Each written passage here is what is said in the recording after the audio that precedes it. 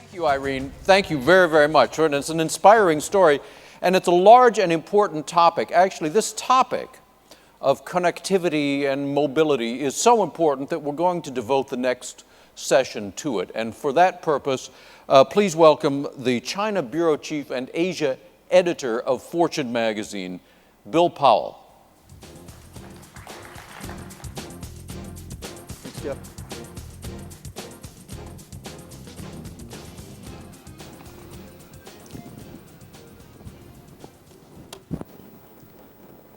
Thanks, Jeff. Good morning, everyone. Mobility and connectivity driving change.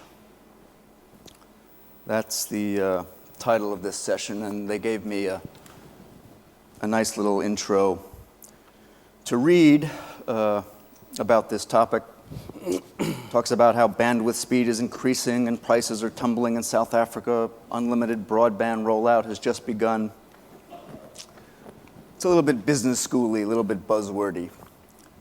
I'm a reporter who's worked in China for the last 6 years and 8 of the last 10. So let me tell you a real story about a real person that I came across a couple of years ago that might a little more effectively get at what this session is about. I was out in Henan province in central China. One of the poorest agricultural provinces in China. And I was doing a story on a family there. It was a story about generational change in China, about the economic forward motion that exists not only in big cities like Beijing and Shanghai and Guangzhou, but also in rural areas. So this is not a story about big bad China Inc., about China that's pouring money into Africa and buying resources and precious metals and oil and gas the world over, running up huge trade surpluses. This is a story about poor rural China, where, as Chairman Wang said yesterday, 700 million people still live. Yeah. That's, you'll forgive me, that's the real China. So I'm out talking to this woman who tended a wheat and chicken farm in central Henan named Cheng Haiyan. And on a brutally hot summer's day, I remember, I'm out talking to her amid the chickens, and her cell phone rang. I thought, my, that's interesting. I was a little bit surprised she had a cell phone. Now, I don't know who made the handset, but the network that carried that call was this gentleman's network right here. Chairman Wang, the chairman of China Mobile, the largest telecommunications company by market cap in the world. She answers the phone. To make a long story short, on the other end of the line is a chicken wholesaler who works in a city that none of you have ever heard of called Luohe, central Henan province. He needs chickens now. Not tomorrow, not next week. Can you get me some today? She says, sure. She'd done business with this guy before. A couple of hours later, truck pulls up. She had killed and plucked 50 chickens. Pays her 250 kwai, 300 renminbi, I don't remember. Off the chickens go to market. And I remember thinking to myself, at that moment, I had just seen Japanese just-in-time inventory techniques come to the middle of central China, one of the poorest provinces in the world, thanks to Chairman Wang's network. So it's those small incremental changes in productivity and in profitability that this session is about and that this technology creates. So with the stage set, let me introduce our guests, Wang Jianzhou, as I mentioned, the chairman of China Mobile, the largest telecom company in the world, 500 million subscribers now in China? 550 million. 550 million. And Brian Herlihy. Brian is the CEO, one of the founding members of SEACOM, which is an African funded, he raised capital in Africa and is laying fiber optic cable in eastern and southern Africa, and basically connecting Africa to India and Europe. As Brian told me yesterday, it's I think global crossing comes to Africa. So with that, I thank you, gentlemen, for coming this morning. Chairman Wang, it has been a strategy of China Mobile's from the get-go under your chairmanship to focus not exclusively in China on the growing urban areas that we all read about, we all know about, but in rural areas like Henan and elsewhere. Talk a little bit about why you made that strategic choice. Okay, thank you for the interesting story, and can give you many examples like what you said before. But when we decided to start the coverage in rural area, it was not easy. I remember 5 years ago when we decided to do the rural coverage, I got many warnings from analysts from different international investment bankers. And they said, never do mobile business in rural area. I asked them why. They said it will hurt the value of investors. And why? They said because in rural area, there will be the lower use, low revenue, and you cannot get profit, you will lose money. And but we didn't believe in that. The first, we think to have coverage in rural area, that's the social responsibility. As a corporate citizen, we need to take our responsibility. Second, even in the rural areas, we will have low use and low revenue. But if we can low cost, we still can make it break even, and we still can even make it profitable. Later, we started our rolling out our network in rural area, and now we cover 99% of remote villages. And now the situation quite different. In most part of rural area, we make it break even profitable.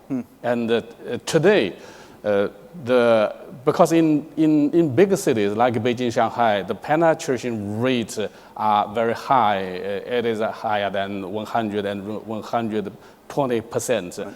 And so the major driving of our acquisition new subscribers from rural area. Today, about 60% of new subscribers from rural area. So we think as a corporate citizen, we should do the rural coverage. And even we can make money in rural area. And now, there is a process for the urbanization. I think the process of urbanization in China is also a big opportunity for us for the further growth. Right.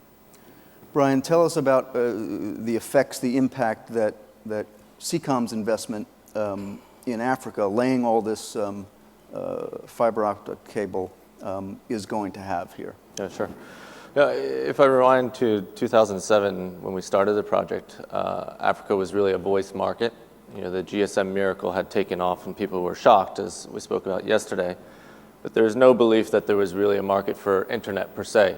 Internet requires computers, it requires literacy, and I think the naive perception was that data is for the elite, it's not really for the masses. So SEACOM was really a study in bottlenecks. Where was the bottlenecks? Why wasn't data taking off in Africa? And the internet experience in Africa was really quite poor in 2007.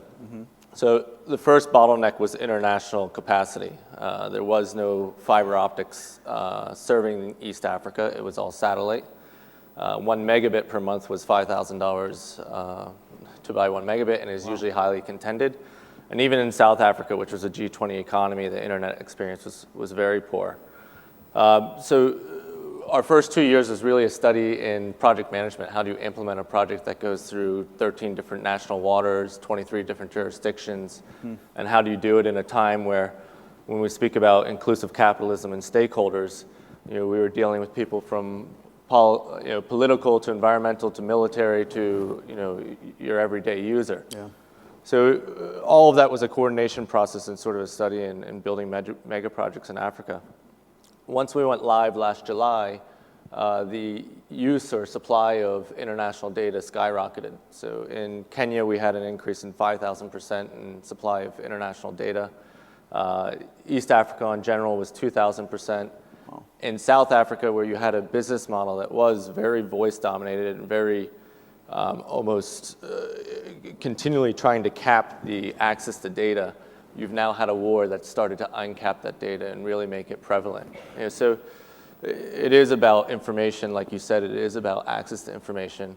And I think where we continuously are naive is saying that the poor and the less advantaged don't want the same type of access to information that a banker wants. So our question now is, how do you commoditize this asset and make data available in a way that still makes money? And how do you do that? What's the answer to that question, or at least what do you think it is now? Yeah, I think communication in general is going through a fascinating time because it's incredibly capital intensive, and yet the margins, China Mobile aside, are being made by the internet players. Okay, so you roll out Apple's iTunes, people are downloading movies all the time, AT&T's suffering trying to keep up with the network. You roll out networks everywhere. Google's buying dark fiber everywhere, and you're wondering, are they a customer or are they a competitor? So we're transitioning into a world where you're going to have partnerships and win-win partnerships where content and assets work together. And actually the assets get to share in the long tail revenue of the content, because that's where the real money is. Why don't we go to questions right away, given that this is a relatively brief panel. Do we have any, if anyone has any questions from the audience, we'd be happy to take them. Yep, over here. Thank you very much. I'm Gosin Japome from Nigeria. Please, I want to find out how you were able to manage with documentation of the people such that you can trace unusual calls and know where it is coming from. Because it's a problem where people get calls, threats, and you are not able to really identify where the call is coming from. Did you have any challenges with that in China, in the rural areas?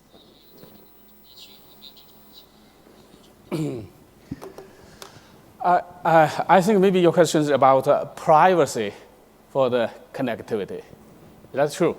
The first, I like to see, the first, in terms of significance of the connectivity and the mobility, I like to give you a story. Last month, a 13 years old American boy climbed to the Mount Everest, and he made a call to his mother, "Mom, I'm calling you from the top of the world." And it reminded me, since 3 years ago, 2007, China Mobile started to cover the mobile network in Mount Everest. And some people were very sad. They said the modern technology finally invade the paradise. But the people who engaged in mounting advantage were extremely happy. For them, the connectivity means the safety. So when we have the connectivity, we always talk about many things. The first, it raises the quality of people's life. It raises the efficiency of our business, but it also gives us a lot of problems like privacy. So we, as an operator, as a corporate citizen, we will take our social responsibility. We are very responsible to protect our customers' information. That's our duty. Okay. We have a question right here in the front.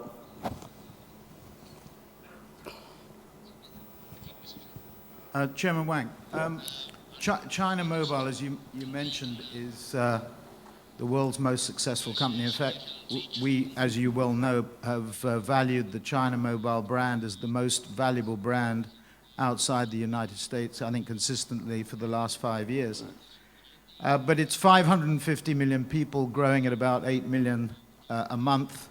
I think China as a whole about 750 million people. There's obviously a long way to go with the population at 1.3 and according to some estimates at 1.5 billion. But could you say a little bit about what your plans are for the globalization, I might call it the reverse globalization, of the China Mobile brand outside China? You've made investments in Pakistan, if I remember rightly. But could you say a little bit about your plans over the coming years? Because at some point in time, there will be saturation in the Chinese market, albeit at an astronomic level. Thank you, Martin. I will give you a quick answer about so many questions.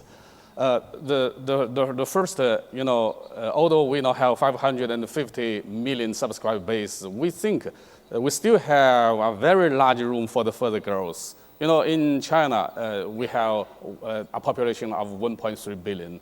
And now, in penetration rate in rural areas still very low. So, and 700 people live in rural area. It's our opportunity. And the second, we pay much attention to the data and information application. And we will expand our business for mobile music, mobile TV, mobile newspaper, and mobile banking. We will make it bigger and bigger.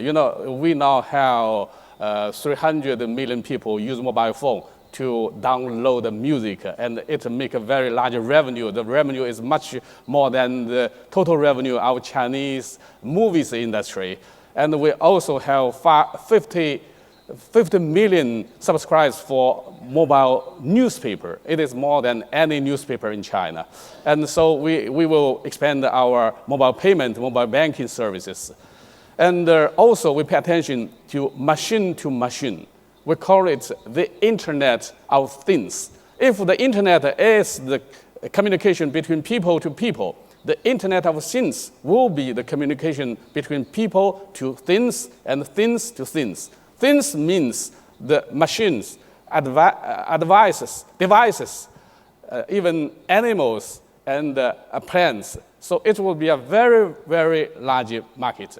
And in terms of international expansion, while we will continue to be focused on domestic markets, we are very interested in investment overseas. We already have business in Pakistan. And we think we can use our experiences in a quick developing market to other countries. And we also, because we have a very, very large scale, we hope we can make the procurement cost lower. So that's the purpose for us. Thank you. Brian, just quickly, let me interject.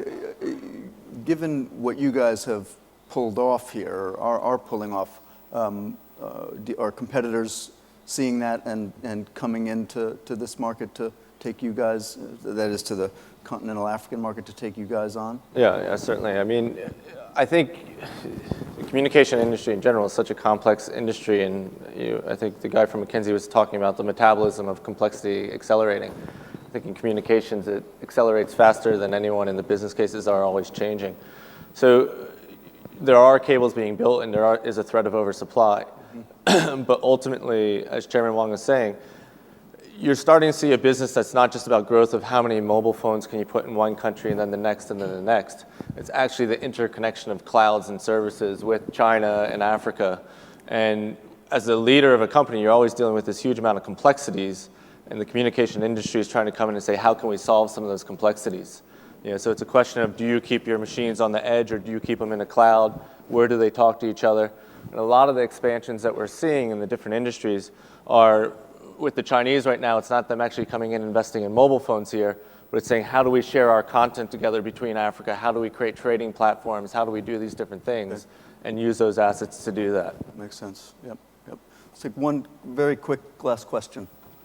Right here in the front. Oh, no, I'm sorry.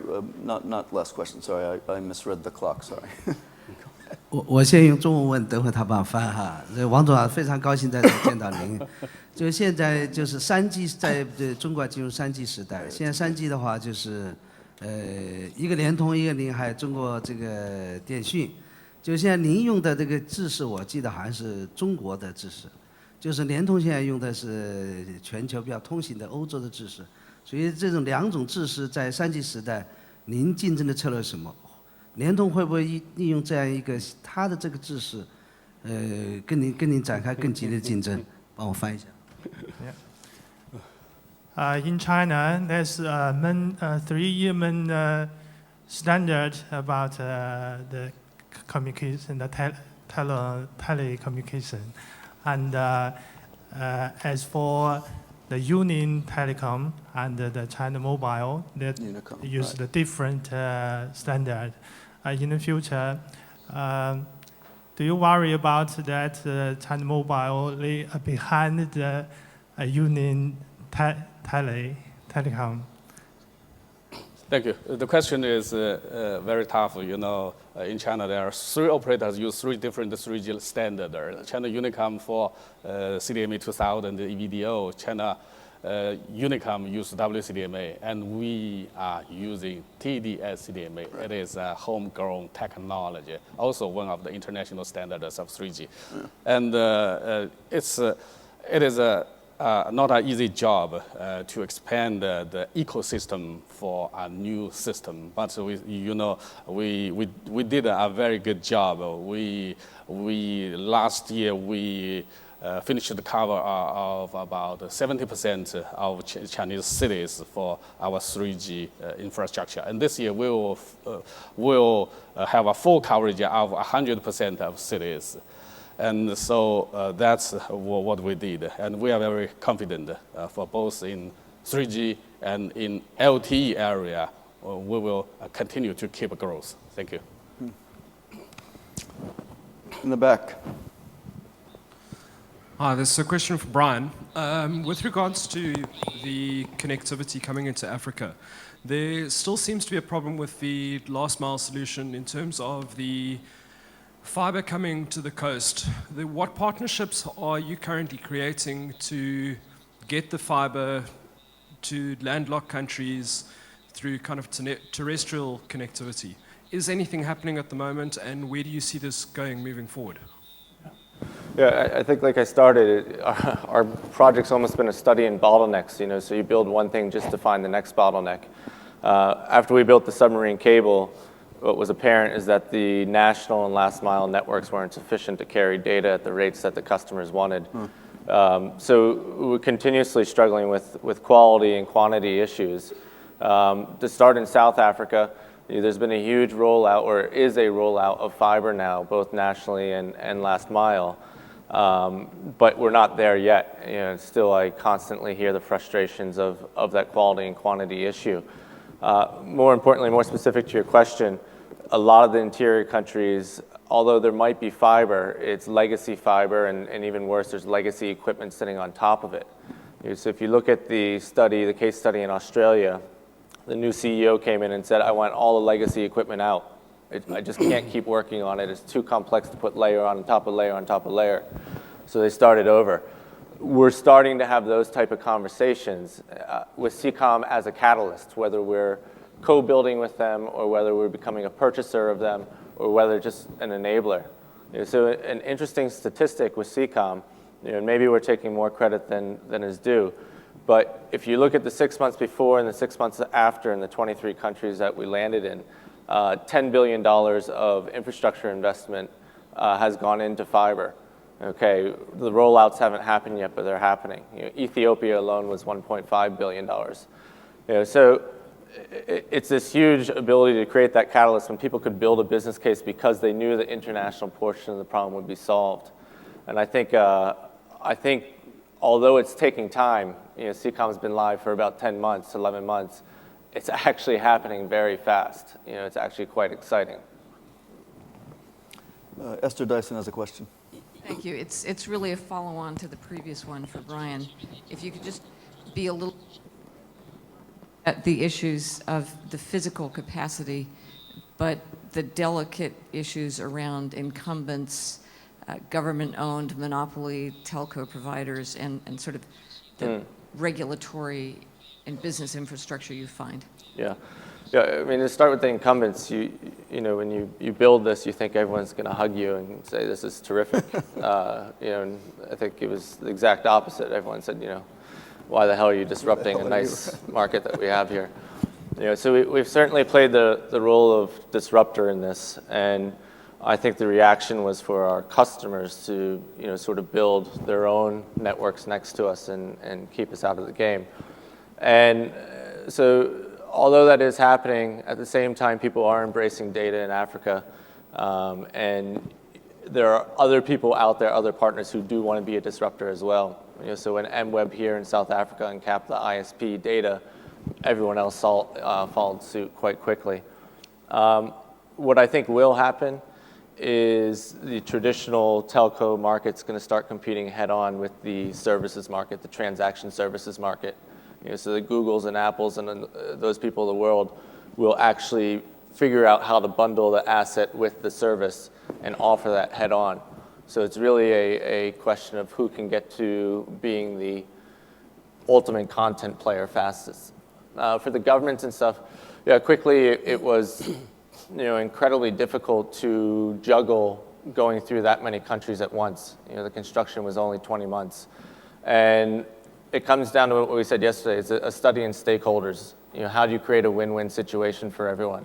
And how do you do that simultaneously when there's so many competing needs? And that's a long answer, but it's what we were able to do. Okay, now I think I am reading the time clock properly, and we've come to an end.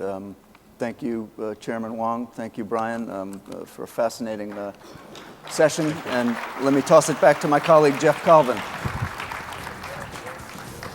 Thank you, gentlemen. Thank you very, very much. In just a minute now, we're going to take a break. But first, I need to tell you, there are HP Touch Smart screens in the lobby. Take a look at them because they have quite a lot to offer. They have additional information on the agenda here from Fortune, Time, and McKinsey. They have additional information on all of the topics that we've been talking about, lots of information from all of these organizations. So it's really interesting. They also have a Time 100 app on them, the Touch Smart screens do, and what of course, we all actually really care about, which is the World Cup updates. Those are also available on the Touch Smart screens. We're going to take a tea break. We want to be back in this room at 10:30.